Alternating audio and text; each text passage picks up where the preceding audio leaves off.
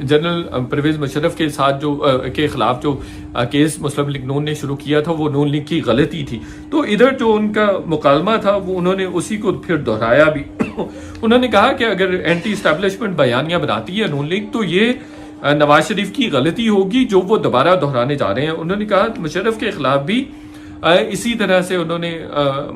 Trial भी किया, उनके खिलाफ मुकदमा भी किया था, FIR भी की थी, लेकिन आप देख लें कि मुशर्रफ को सजा भी नहीं हो सकी और वो कभी अदालत जाते हुए गायब हो जाते थे, कभी कहीं जाते हुए गायब हो जाते थे और अल्टीमेटली ये हुआ कि वो मुल्क से बाहर चले गए और नवाज शरीफ के हाथ पल्ले कुछ भी नहीं आया। फिर उन्होंने बड़ी इंटरेस्टिंग बात की, उन्होंने कहा अगर नवाज शरीफ फौज के खिलाफ बयानियां बनाएंगे तो इससे जनरल आसिम मुनीर पर दबाव आएगा। जो नवाज शरीफ के हामी फौज में हैं वो भी उनके अगेंस्ट हो जाएंगे और जो इमरान खान के हामी फौज में हैं वो भी दबाव डालेंगे, आर्मी चीफ पर दबाव डालेंगे। इंटरेस्टिंग है, वो कहते आर्मी चीफ पर दबाव डालेंगे कि वो नवाज शरीफ की जो हमायत है या नून लीग की हमायत है वो ना की जाए, उनकी नून लीग की किसी भी तरह की हमायत किसी भी सूरत ना की जाए। तो ये दबाव जो है, अगर मुझ पे दबाव बढ़ेगा, मुझे तनकीद का निशाना बनाया जाएगा, तो इसका दबाव आर्मी चीफ पर आएगा। उन्होंने बड़ी इंटरेस्टिंग बात की, उन्होंने कहा और फिर उनके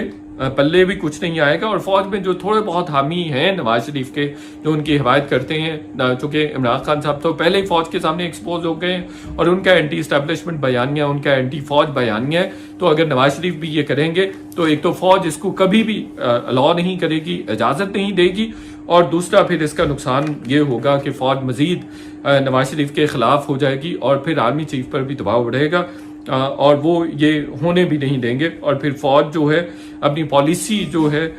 वो रीथिंक करेगी और रीसेट करेगी और मुमकिन तौर पर वो फिर नून लीग को उस तरह से हमायत नहीं करेगी या सपोर्ट नहीं करेगी। तो ये बड़ा इंटरेस्टिंग मेरा उनके साथ डायलॉग हुआ था। और फिर उन्होंने ये भी कहा था कि सिविलियन को एक बात समझ नहीं आती कि जो आर्मी है, जो फौज है, वो किसी भी सूरत अपने आर्मी चीफ पर कॉम्प्रोमाइज नहीं करती, समझौता नहीं करती।